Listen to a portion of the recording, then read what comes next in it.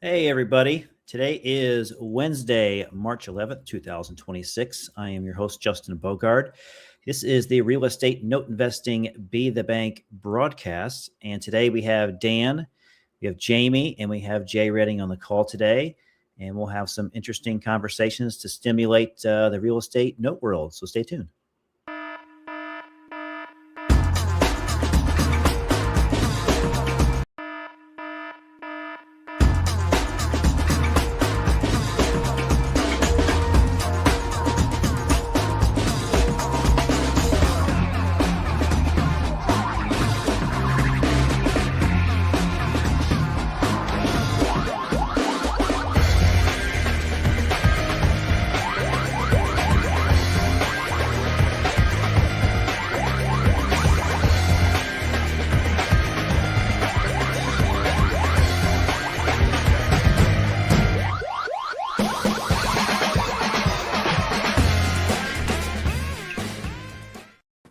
Hello, my friends. It is another month for us to get together. That it is. That it is. Anyone notice I accidentally hit the outro video as opposed to intro? Is that why it changed? Restarted, yeah. I always look, I have my eye off to the side, my peripheral hovering over the intro video button, and then I must have like moved a little bit, not realized it, and hit the video next to it and hit the outro button. So we're going to get all kinds of comments. See, I'm not perfect, Dan. I don't care what you say. I'm not perfect. Justin, there's a guy in the intro that's like standing. We're seeing the back of his head. Like he's like this. Is that you? With the bald spot on the back of his head? I'm just saying. Just saying there, huh? It's actually not me, but everyone always thinks it's me. I'm like, I think I found somebody on Fiverr. And by the way, we're using a StreamYard app is what we're using. And they were able to like set up some basic designs for me if they knew my color scheme and like my logo and stuff. And I can't remember how long ago I did this, but yeah, they found a bunch of this stuff for me. I was like, oh, okay. So it seemed pretty reasonable cost at the time. Nowadays you don't even have to do that. You can just use AI. AI and just let it create it. Yeah. So yeah, don't recall how long we've had it this way. I want to say it's been at least 4 years. We've had all these same graphics on here and stuff. So I think I got my money's worth out of it. I'd say so. That guy had a suit on, so I didn't think it was you. It's funny. I have about 7 suits in my closet, and I never wear them. Yeah, same. Except like once a year, I think I have a suit on. It's funny you say. I just had a suit get delivered today. Oh, you did? But I'm getting married later this year, so that's okay. All right. Yeah. I used to wear a suit every day, every business day, but no. So no tuxedo, just the suit for the wedding. Yeah, just the suit. Not doing a tuxedo. It's outdoors and stuff, and yeah. In Colorado. Yeah, Red Rocks. Yep. Is the rest of the streaming audience allowed to come? Yeah. We'll see if you make the list. We're sending out there you go. invitations Fish this or steak? So, fish or steak? What do you think? Fish or steak? Yeah, lobster or steak? Like what's your lobster or steak? So something interesting, and Jamie heard the tail end of this, and sorry, Jay, I'm going to repeat what I said earlier, but Dan hasn't heard this yet. But so my daughter went to the orthodontist today, my youngest one, because she's getting that. It's like Invisalign, but it's a different brand name. I don't know what the name of the brand is. But so we got everything ordered today, and she got the attachments on her teeth so she could use these trays and swap them out when she's supposed to. And so one of the options is you can either go into the orthodontist, periodically to see, if the movement is happening the way it's supposed to, or you can use an app on your phone for it to kind of take pictures of your teeth and stuff and tell you. So then they had this little apparatus, like this plastic. It almost looks like a small set of binoculars, but it's just wide enough for you to put your mouth around it, and you have it on the back where your camera is on your phone. And so when you have the app, you're looking in a mirror, and so you're watching the video from the reflection of the mirror while you're inserting this plastic, thing in your mouth, so that the camera can shine on your teeth and like take the pictures, and it has you like move the thing while it's in your mouth in different directions, up and down and close and open your mouth.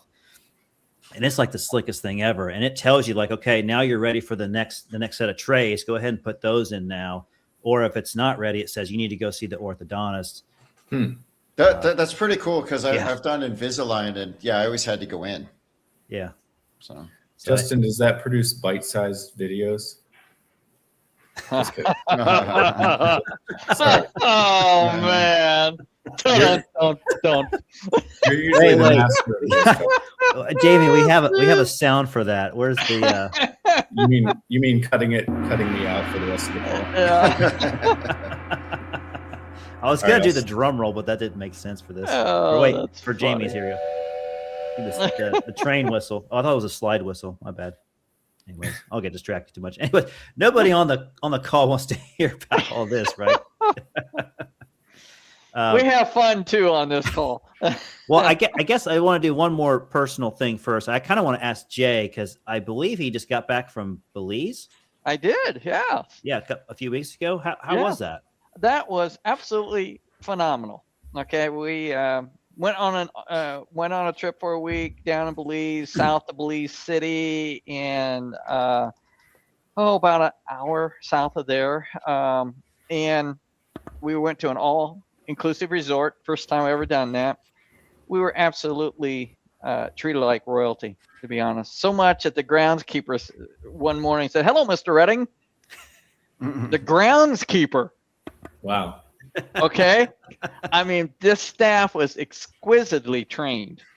Nice. So it was really good. It was a great trip. So How no long were you out complaint. there? Was it we were- unbelievable? Unbelievable. That's right. That's right. Wait, Jamie. I said I would It stop. is on a roll, baby. I said I would stop, but I lied. Sorry. Keep going, Oh. Jamie. Keep going. We were at Hopkins is where we were at, which is south of Belize City. So Okay. Belizean Dreams was the resort that we were at. So you can go to BelizeanDreams.com. All right, if you want to check it out. I'll give them a plug because they treated us great. I'm happy to do that. And next week I go on another trip. So sorry guys, rubbing it in a little bit. I'm going. Nice. Another vacation trip? Yeah, we're going out to Mesa for a week, and then going to a mastermind in San Antonio. So Very cool. Nice. after that, so and my wife's out there for 2 weeks. So I got to leave early. And the only reason why you can do this is because of passive income, right, Jay? That's exactly right. Passive income, and my son-in-law Kyle. He's back home working. Nice. That's all right. He's getting paid back to me because he's going to Spain later on this summer, and I'll be holding the fort Oh. down. So Does well, first of all, I want to give a shout out to a guy named Sam. Sam has been on LinkedIn and has mentioned that he likes to watch our show and always learn some sort of valuable nugget when we have a conversation. And so just want to give a shout out to him and thanks for sharing the LinkedIn post about the live event today. So thank you, Sam, and thanks for listening. And we're glad that we add some sort of value with this. Maybe it's worth it, right, guys? Think so. Has anybody had anything interesting in their note portfolio happen to them in the last few weeks that you think is worth sharing? yeah, I do. Okay, go ahead, Jay. Yeah. We have a note. I think we all have notes. So Yeah. oh man, Jamie, you have Yeah. taken us way down on a I know everyone's on pins and needles waiting for Jamie's dad pun to come I'm out. trying not to. Fighting. you know, the first thing that everyone gets concerned about is what happens when a borrower stops paying. Okay, I mean, when you're new to note investing, etc. And we've had one that's not paid here for I don't know, 6 months, 200 and some days now, longer than 6 months. Okay, kind of went dark on us. Went through the foreclosure process. Didn't really get a response. It's in Michigan, so there's a 6-month redemption. After we went through the foreclosure, all right, we can't really do anything for 6 months or anything. She reached out to us, okay, and she explained what all was going on. Had a really good heart-to-heart, one-on-one discussion. So she explained what all was going on. She's got some money. It's a significant chunk to get caught up. We had done an inspection on the house and was not in good shape. And basically, we laid out some things, some hoops that she's got to jump through if she wants to stay in the house. Otherwise, we will evict. And it's like, okay, she's got till the 14th to get this type of stuff taken care of. So far, she's gotten taxes paid. She's gotten insurance caught up. She has taken care of many of the things in the house. She's got a dumpster there, cleaning up everything. And she's supposed to provide pictures of the interior and everything when on the 14th. And assuming that those are in good shape, then we have a plan to help her to stay in the home and to get her reperforming. She has provided all the documents to show what her income is right now. So she's done a number of the hoops. So it's a scenario. Just because the whole point I bring that up is that just because one stops performing doesn't mean that you are automatically going to foreclose, or you're going to have to go through this whole process. Now, this isn't done by any means, but she's showing indicators. She's put money down. She's spent money. She's invested money, which means she's got skin in the game and demonstrates to us that she wants to stay and is willing to be responsible. There were some other life circumstances that had happened. It was out of her control. And she was embarrassed, okay, to be honest. And she just kind of put her head, all right, in the sand. That's what she basically did. And it happens more often than you may think, okay? But we're working with her, and if everything goes right, we'll be able to reset that loan, keep her in the house, and keep, she's got 3 kids, and be able to make a payment that's within her reasonably within her income, and hopefully get her restarted and get her going again. So it's not always the foreclosure we had to go through to get her attention, basically, is what we had to do. And to bring her to the table. Through the foreclosure? Is that what you said? Yeah, we actually went through the foreclosure process, but there's a 6-month redemption period so we don't get the deed yet until 6 months is up. But there are, in Michigan, if they don't take care of the home, and we have the right to do an inspection, we did an inspection and the home was in terrible condition at that point. And we basically said, we're going to file eviction if this isn't cleaned up within the next 2 weeks. So how much money is she spending on this property versus getting you caught up on your note to begin with? She probably won't get quite all caught up. She had about $10,000 that she demonstrated that she had in the bank, showed me to it, and she's got taxes taken care of. She was delinquent on taxes, only did not have the winter taxes paid. So it wasn't like she was way delinquent. She just hadn't paid the last installment, and her insurance was supposed to expire, was going to expire about a week ago, and she got that paid. So I said, you've got to do these things if you are serious about it. If not, we're gonna go through with the eviction. And she has performed. She's done it. So I'm happy for her. All right. It's much more valuable to us to keep her in the home and get that note reperforming again, and have a home for her and her children. And so we got our fingers crossed. But it's one of those that we have an investor on the back end. We've continued to pay the investor the entire time, all right, through all of this. That's why we keep reserves back to handle it. And, hopefully everything will be a win-win for the borrower, is what we hope. And I'm sure that all of us have dealt something like that down the road. But, speaking of that, good segue.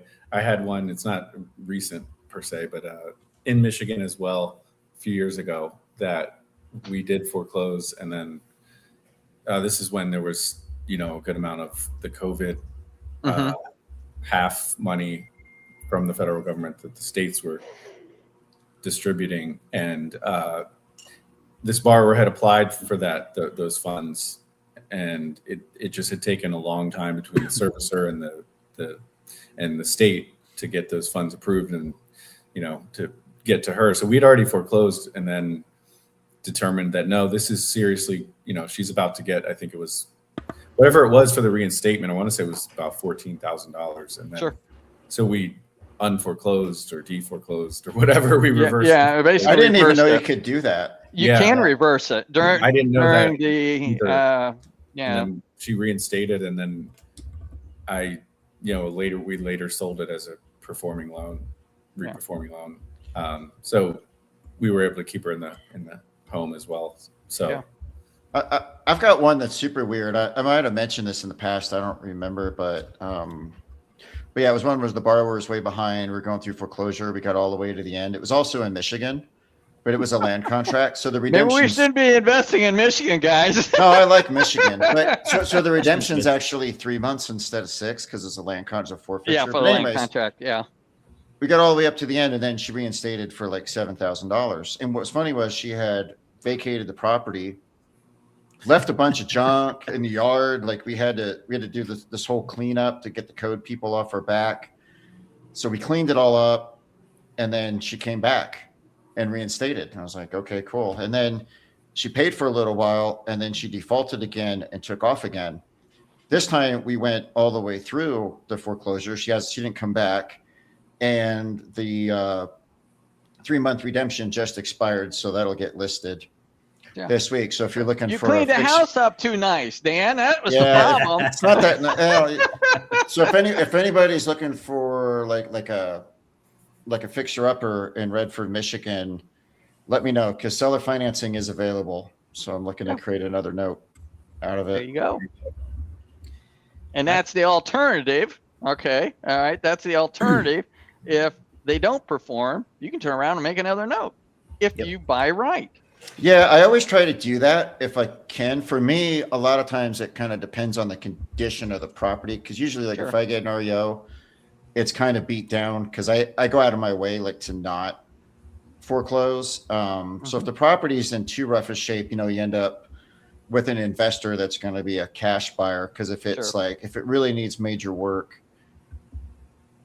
that's only going to really be appropriate for certain owner occupants that have the chops to deal with it. Otherwise you don't want to set someone up for trouble. But whenever I can, I do. I've done it probably 6 or 7 times on REOs.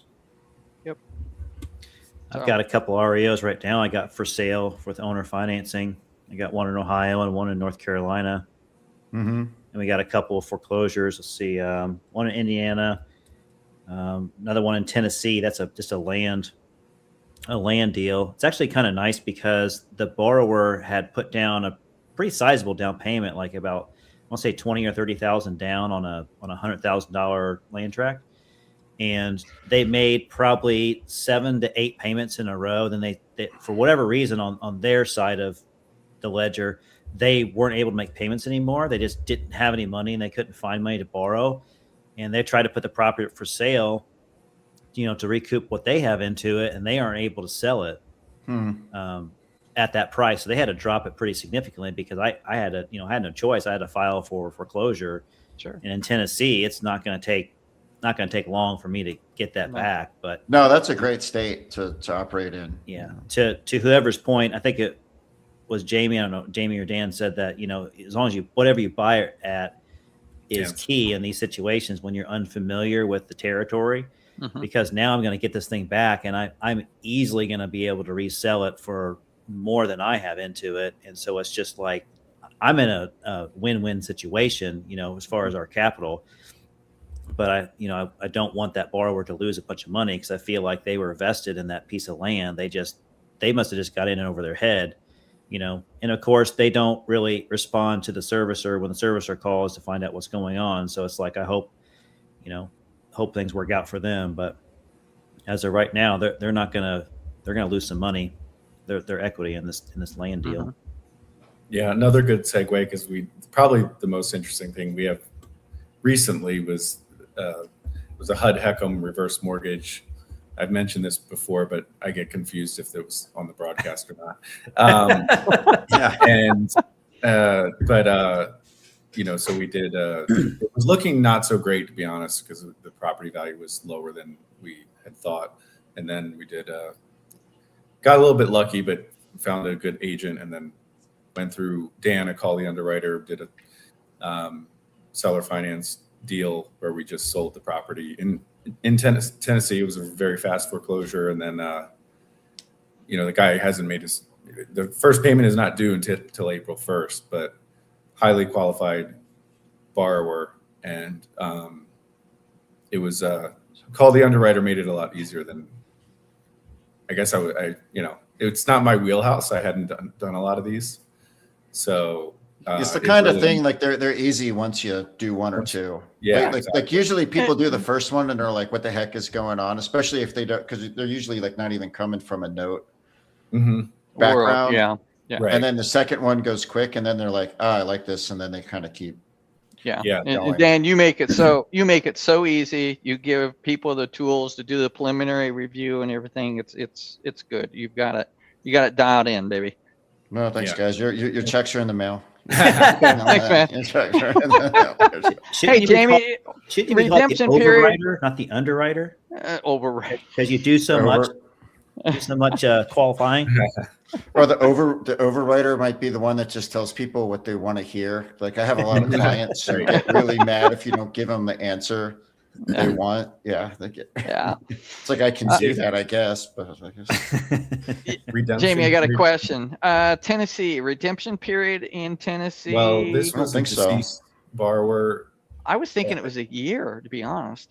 I didn't think there was one in Tennessee. I could be wrong though. I'll try to look it up in the background. I mean, for one, this was a deceased borrower. So that's not going to matter. Yeah, in that situation. But I don't think so. The one that I had in Tennessee, I went to sheriff's auction and I just got paid. I think. Well, that's their problem then. If they bought it on the redemption period, you got paid. You're out. Alabama has a 1 year redemption. Alabama, I know, has a year. Yeah. I don't think Tennessee does. I don't recall that. We have I'll just the tax sales 1 year redemption. Plug, but on LabradorLending.com, we've got a free foreclosure toolkit that has all of this information on it. Has none of it's ever going to be 100% accurate for an individual case, but estimated timeline, estimated costs to foreclose in each state, and also we have a section on redemption periods per state. So if anybody's interested in that. What was the URL? I'm trying to find it so I can paste it. Yeah, I gotta say, I want to know now. You got me. Okay.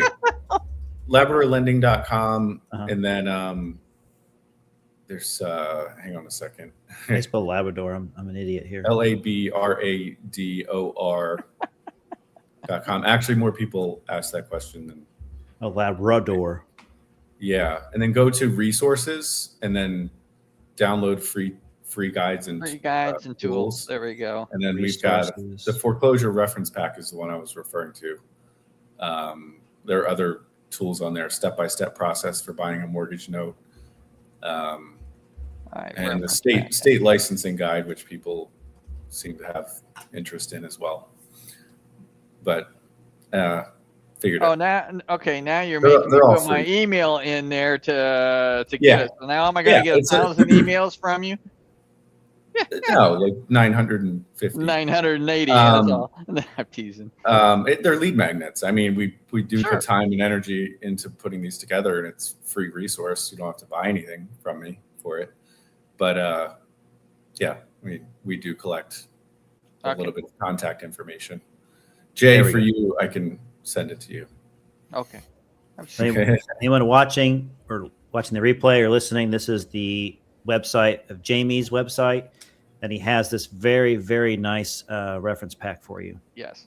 I was trying to promote Call the Underwriter, and here we are promoting my stuff. No, this works too, because I have it. Call the Labrador lender. There you go. Call the Labrador. Call the Labrador.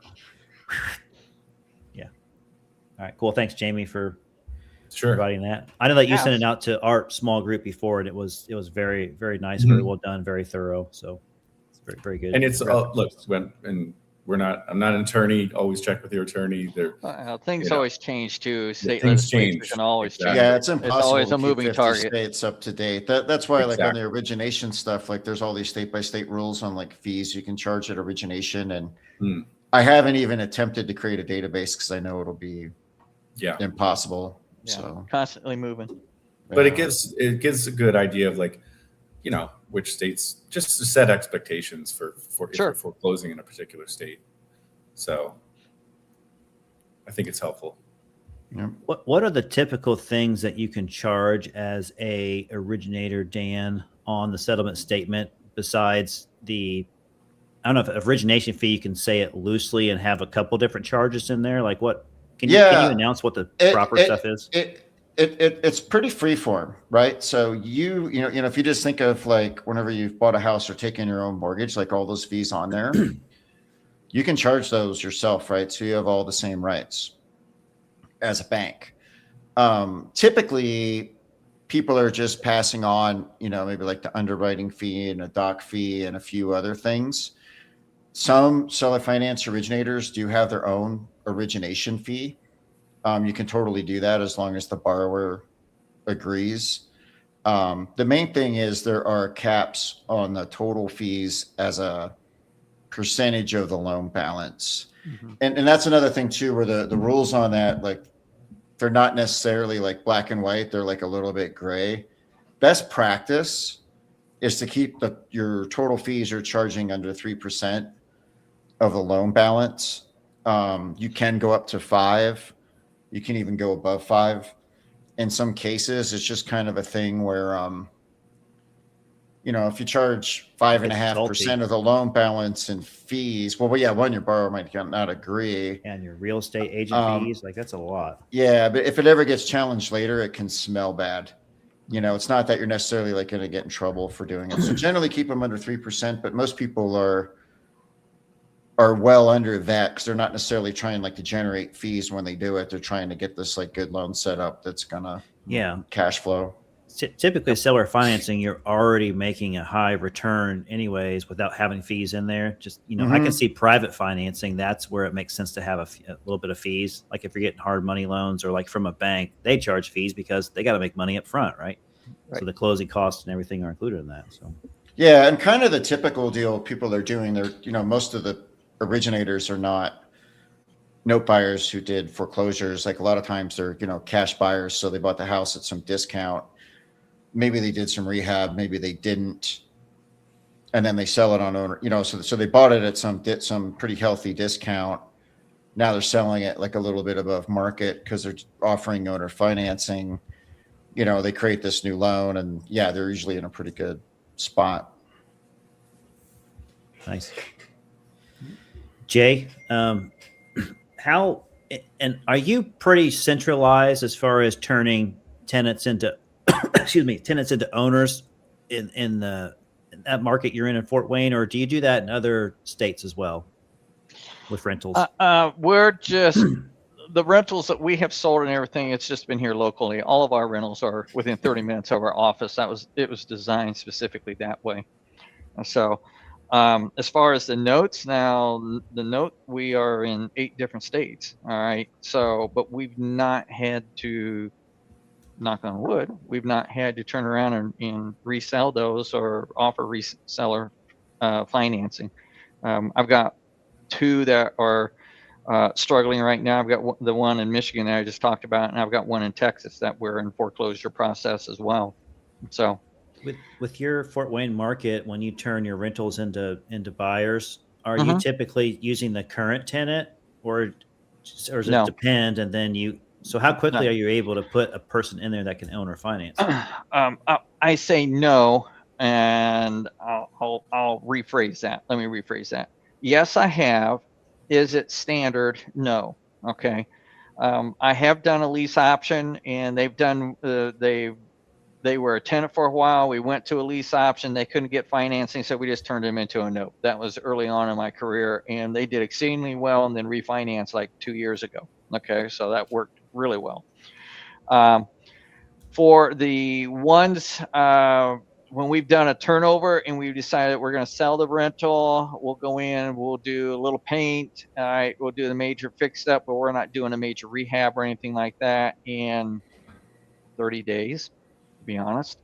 It was really rather quick, between 30 and 45 days. We had everything closed, buttoned up, and ready to go within 60 days. What's the marketing like there to get an owner finance? Two things that we basically do is we put it on Facebook Marketplace, all right, and Zillow, and then we also put it with a specific Latino realtor here locally who has a large Facebook following, And we always market from the standpoint private financing available to a qualified buyer with large down. All right. That is our tagline that we use. We make it in bold. All right. We put it bold. It's the first thing they see. That's private financing. And I've even gone so far to say we will not accept any cash offers. Okay. Because I've had I have some realtors call me on that. I've had some investors. Why won't you accept a cash offer? Because you don't know the game. You don't know the finances. Yeah. I've bought this from way back in 2010, 12, and I've got a huge capital gains. I don't want to pay that all. Yeah. I mean, these are people that don't understand. All right, the long-term game of holding rentals and everything. So, Yeah. And you're not listing it in the MLS, right? I mean, no, I've never listed it in the MLS. It's Facebook Marketplace, Zillow, all right, and then actually put it with as a pocket listing with the Latino realtor. And we pay. I've done it with a couple. Sometimes we'll pay their fee. We'll pay them 3%. We'll pay them in the closing statement. Sometimes they don't want it on the closing statement, so we've paid them both ways. That's what we've done, whichever. So. And actually the last two that we did, the realtor brought us the buyer within like 5 days of us getting it to him. I mean, it was really quick. So does your CPA, when he does your filings, I don't think the answer is no, but I'm asking you because I don't deal with rental conversions like at all. Sure. So do you have to do depreciation recapture when you sell it back on a note? Yep, you have to pay in that when you sell it. You have to do the depreciation recapture. You got to pay that when you sell it, but then your capital gains is spread out over time. Okay. Now these situations, my depreciation recapture tax is relatively small because I bought them for $20,000. Okay, right. And sold them for 140. Okay, so my concern is not depreciation recapture. I'll pay that. I'll happily pay that. Okay? That's what I'm getting confused on. Like, Yeah. Do you pay depreciation recapture if you resell it on owner financing? Yes, you do. Okay. Yeah. But- as soon as but that there's- when that deed transfers, you got to pay it in the year that it is sold. Okay. Gotcha. Now the appreciation or the capital gains you pay out over time as money comes in. That's spread out over 20, 30 years, whatever. But you also weren't getting the depreciation tax benefit over time not a big thing there because you bought them so cheap. I brought them so cheap. Yeah, I brought them in 2010, 2012. It's hard to believe they were that little. Yeah, I knew we was getting a great deal, but holy cow, I look back now and it's like, hindsight's always 2020. I would have gone a whole lot harder in getting as many as I possibly could have at those price ranges. I would have done the same thing with like land contracts, like in the 2018 range. Like I was getting started with them. I didn't know what I didn't know. So I kind of treaded lightly. Yeah. If I had a do-over knowing what I know now, I would have bought them all. I'd been all in, man. I would have been going whole hog. So Yeah. I tried to buy them all. I just ran out of money. yeah. That's why I got to recapitalize. Yeah. Yeah. Yep. Yeah. Jamie, are you still doing the HUD HECM purchases? Yeah. So the one we just seller financed was a HUD HECM, and then we've got 2 in Texas that we're foreclosing on that are.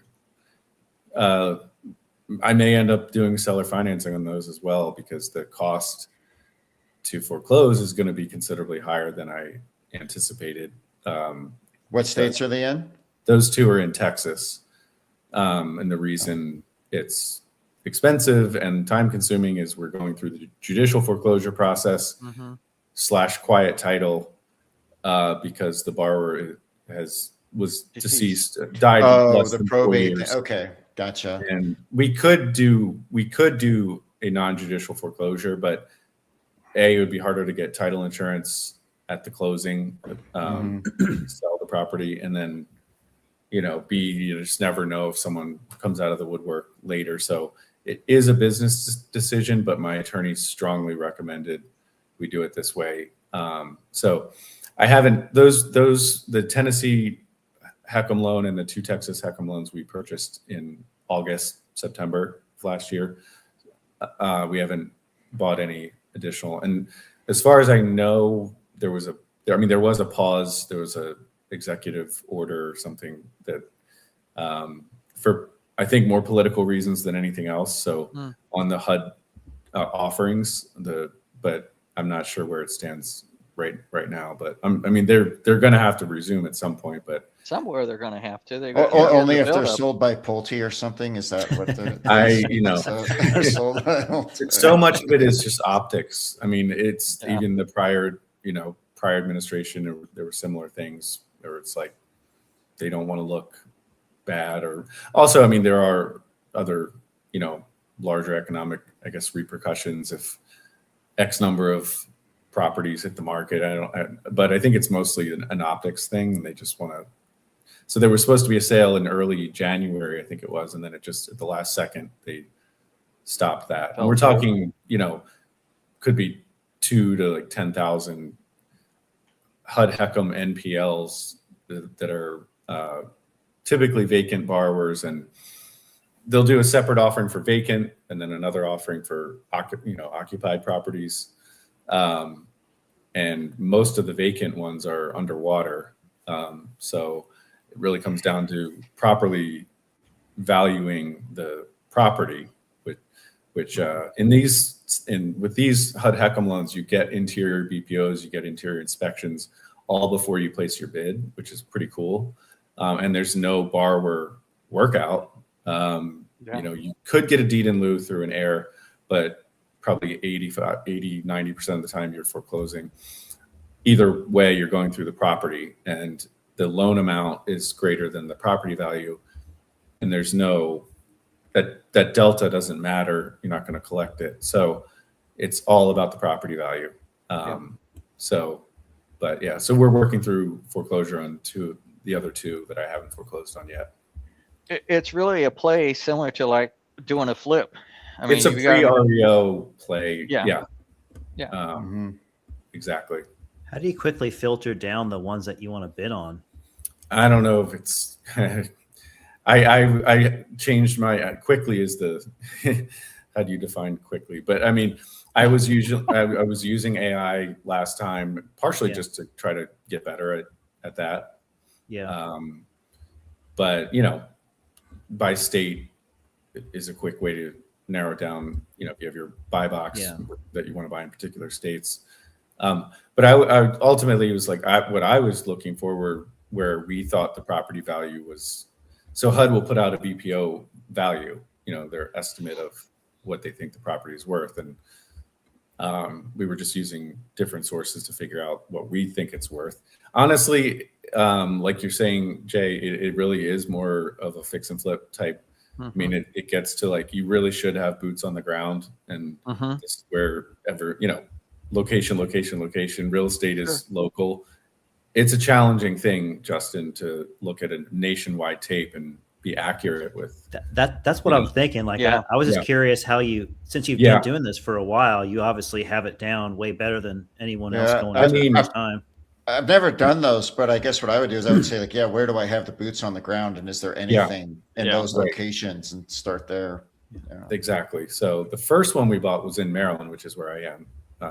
So that was good. We actually got a deed in lieu on that one. But I think that's probably the right way to go, is where do I know people who can, specifically real estate agents and contractors who can give me a pretty good idea of what this property is worth and how much it might cost to fix it up. Even if you're not the one fixing it up, that's an important, number to kind of at least have an estimate of, so what you might sell the property for.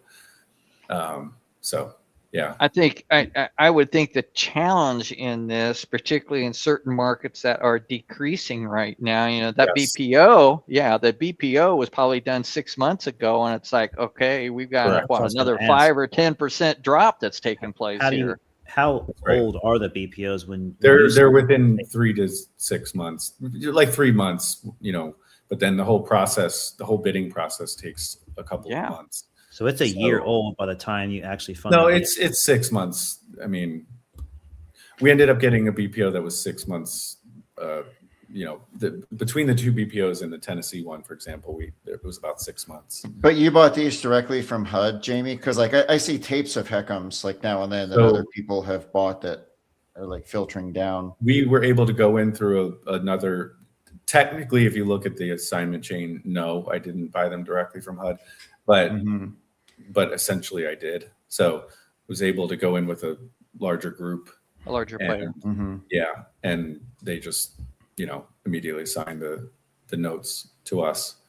So because HUD does, and every offering is different, but you have to have a certain number, typically a certain number of accepted bids. So you either get 0, and Jay, I know you bid on some. We've experienced that, haven't we? And it's unfortunate because you put a lot of time and effort into this. You don't know Sounds like it.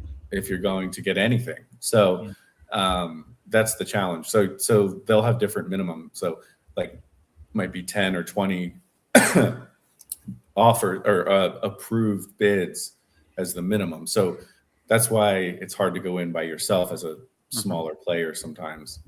And then it's always changing, like they were going to nonprofits first before, and now they've opened that up to for-profits.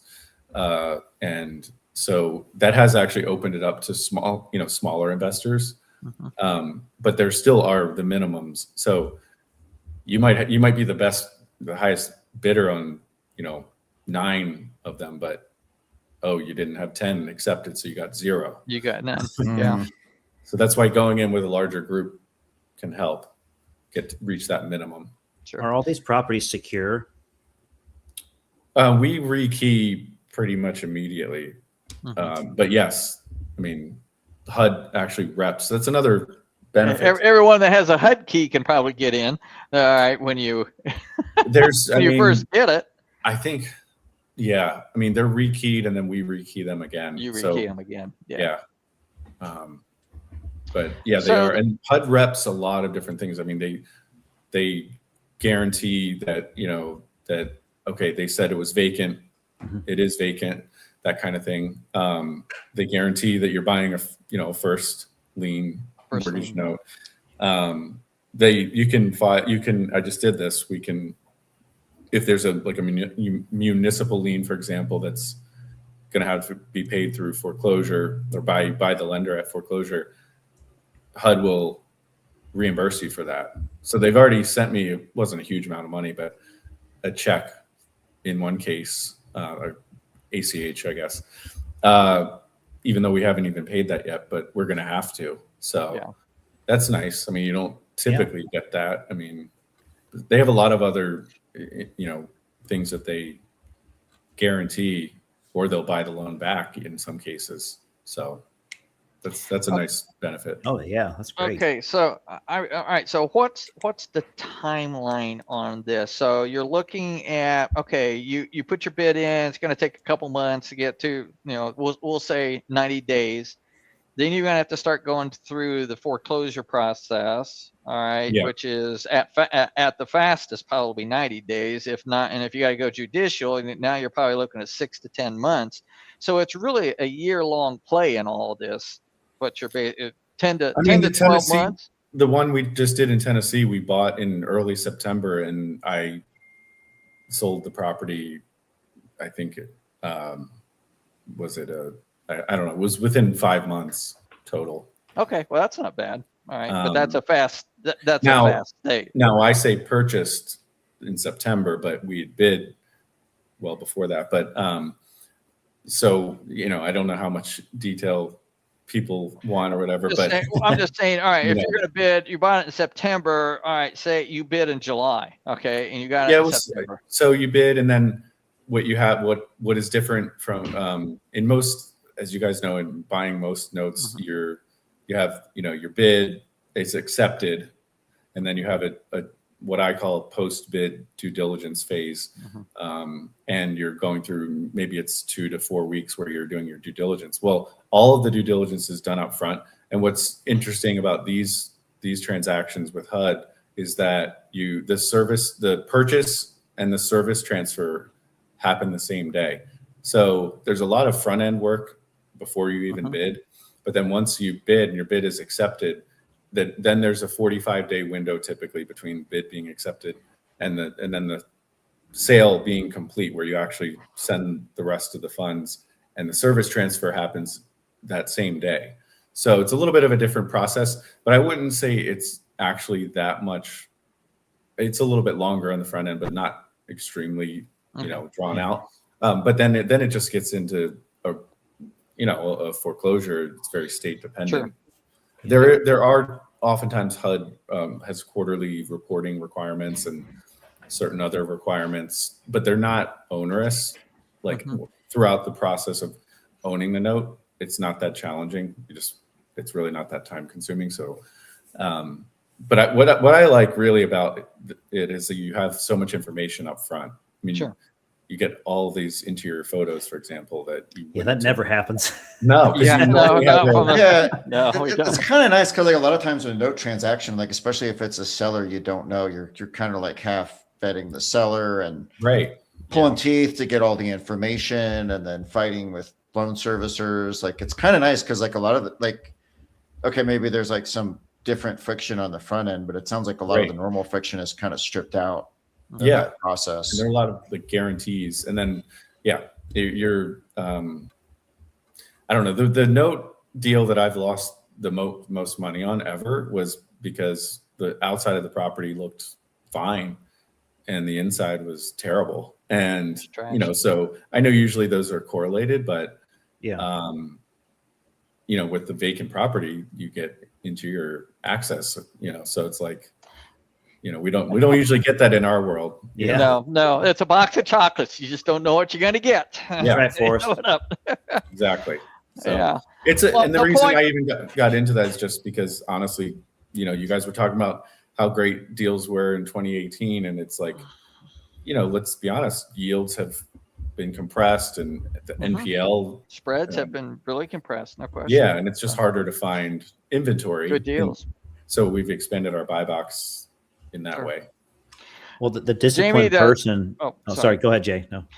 The whole point that I was really inquiring on that is if there's anyone that's listening to this and it's like, okay, you don't have the funds and you're looking to get private capital to go and do something like this, you got to factor in the cost of your money, but also the length. And I would say you better have that plan for at least a year. Anything better than that is going to be way better, but that's got to be calculated into your equation before you place those bids and what your margins have to be. Yeah, for sure. Cash outs like 6 to 12 months, pretty regularly, depending on state. Yeah, absolutely. And it's never perfect. You don't know exactly how it's going to go, but it seems like though there'd be a lot of private investors that would be interested in that kind of thing, right? So it's almost a similar profile to like a hard money loan, like, okay, I'm going to get paid back in 12 to 18 months.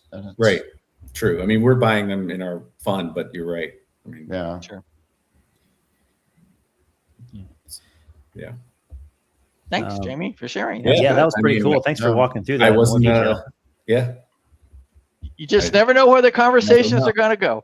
So I think the definition of HUD HECM probably hasn't been explained. Jamie, can you quickly just say what HUD HECM loan is? It's a reverse mortgage. So they're typically taken out by older borrowers, homeowners, where they have equity and they want to tap into that equity.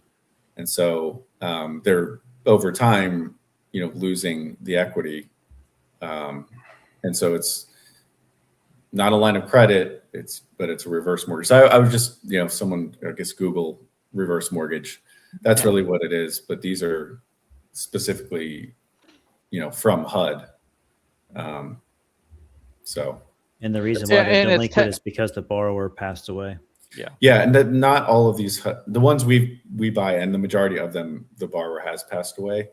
And I don't think this is why I don't think the opportunity is going away anytime soon, because there are so many baby boomers.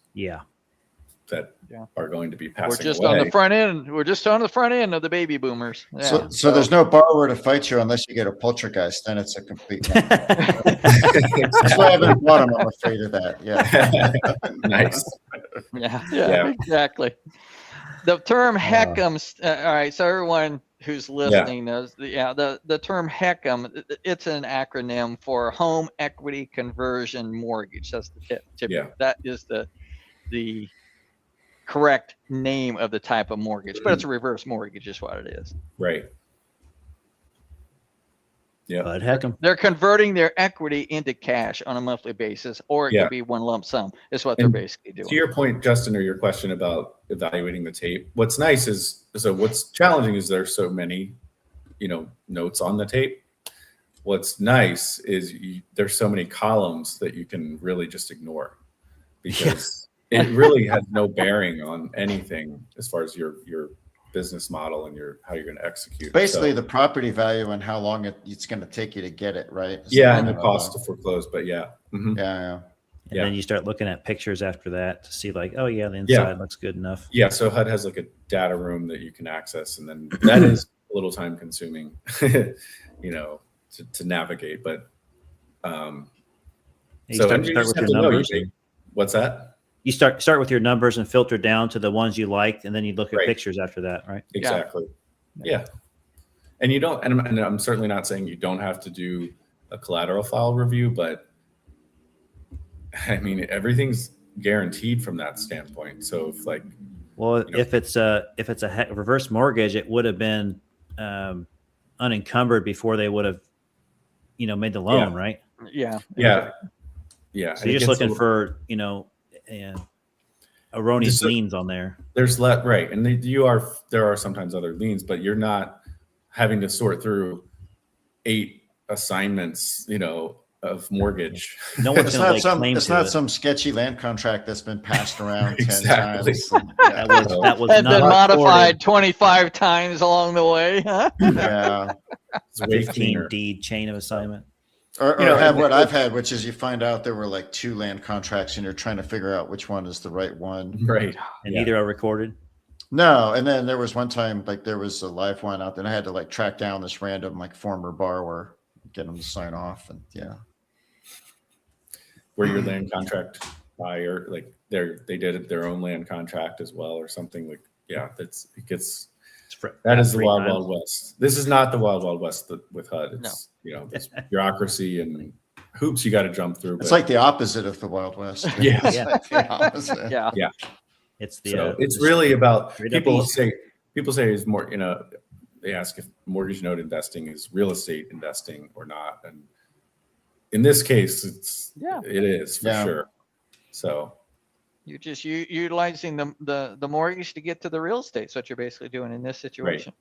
Right. You're way up in the food chain. Exactly. It doesn't seem to be a lot of, let's just say, competition looking at that inventory relative to what most of us in the seller finance world or note investing world are looking at. It seems like I only heard of a couple people, and you are one of them that actually are investing. And the real estate world, right? Because normal real estate investors probably aren't looking at that either too much, I would imagine. Well, they don't have the relationships with the mortgage guys, with the hedge funds to be able to go in there and buy to meet the minimums. That's the thing. You can look at the list of the buyers, Gets It was the largest buyer last year, I believe, of all of these across the country. So there are larger players that you're competing with. Yeah. So you're not going to just be able to go, and because of those minutes, you're not going to be able to go and just buy a one-off. You're going to have to go through whoever has purchased the big bulk and see if you can get something that way. And you can buy. They have filtered the best ones out already. It's what for their portfolio. Yeah. So you're getting the tail end of the deal. Is what you're getting. I mean so I have bought from Gets It that way, but we're talking about getting in earlier, when Gets It gets in. As well now. You're in with them. You're in with them, and you are identified. Yeah, it's a different game. Yeah. Dan, what's the fish that hangs onto the whale, gets a free ride? What's the name of that fish? Well, they hang on to sharks, don't they? Or whoever, yeah. I know what you're talking. Yeah, I forget what they're called, but that's what Jamie is here. He's riding the coattail. But historically, that's how a lot of people have bought notes, right? Exactly. Some fund buys a pool, but they don't want to keep all of them, and then you Well, can buy onesies, twosies. And we're that going they don't in with want. those identified ahead of time. They're not like parsing them out afterwards. So we actually do help them we help the larger group meet their minimums too. You know, Sure. What's less pressure on them? They don't have to buy 20 now. They only have to focus on 10, and they got 3 other guys to take down 2 loans each. Exactly.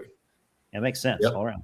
Yeah. And you don't get those opportunities unless you're a trusted individual out there that's proven yourself. That you're just unless you're a Labrador lender. Yes, unless you're a Labrador lender. There Could you go. I- You're just could not I- going to walk off the street to get. Could I make get a that bunch of relationship. offers, and then if they get accepted, like try to broker them?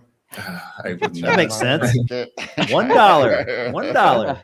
Every asset, $1. Yeah, don't do that. Do not do that. All right, guys, this is a good conversation today. I'm glad we kind of dovetailed into a couple different categories. This is pretty fun. Yeah. So hopefully everyone listening or watching the replay on this got some value. Drop a comment and we will chime in. So guys, thanks for being on the call again today. And I don't know if we'll be on in April. We'll see if I can get Jamie or Dan or somebody to run it. I won't be available in April to run the show. So hopefully we'll see somebody in April. We'll find. We'll make it we'll happen. We'll find a way to make it happen. All right, guys. All right. See ya. So, yeah. Bye bye.